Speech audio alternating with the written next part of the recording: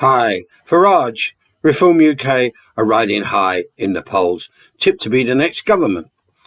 Put this down to an interlocked variety of reasons: the simultaneous implosions of the lab-con duopoly, the unwillingness, inability of the left of any description to galvanise a fractured working class, the eternal rightward drift that's become a raging current. Within this context, Reform UK are popular because of the migrant and immigration crisis, with Farage promising to stop the boats and deport hundreds of thousands. This, allied to the fashionable flag-waving, nationalistic rhetoric and the desire to crack down on all aspects of Islam in the UK.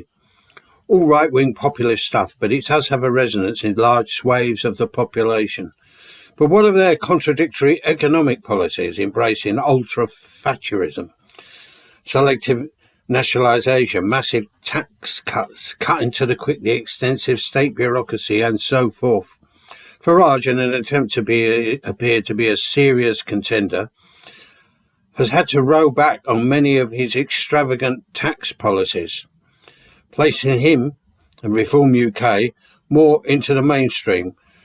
But the nastiness reveals itself with a plan to cut the pitiful national minimum youth wage, which only stands at £10 an hour.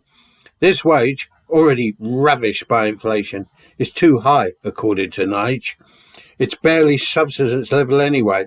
How can the young be expected to exist and have any kind of halfway decent living standards on such a paltry amount?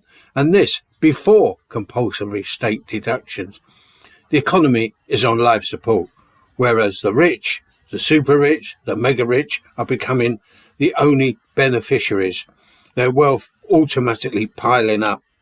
We're already in an era of mass unemployment, much of it deliberately disguised among the statistics and due to increase for a number of uncontrollable reasons.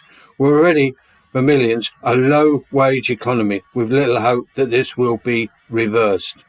Farage reform, if gaining power, will and can do nothing to prevent further immiseration. In fact, this seems to be part of their overall mission.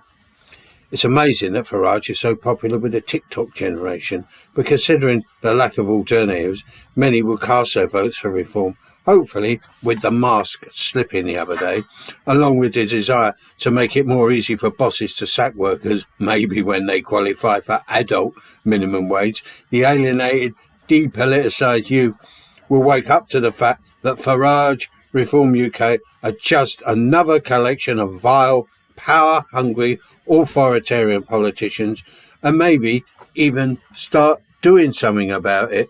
Bye.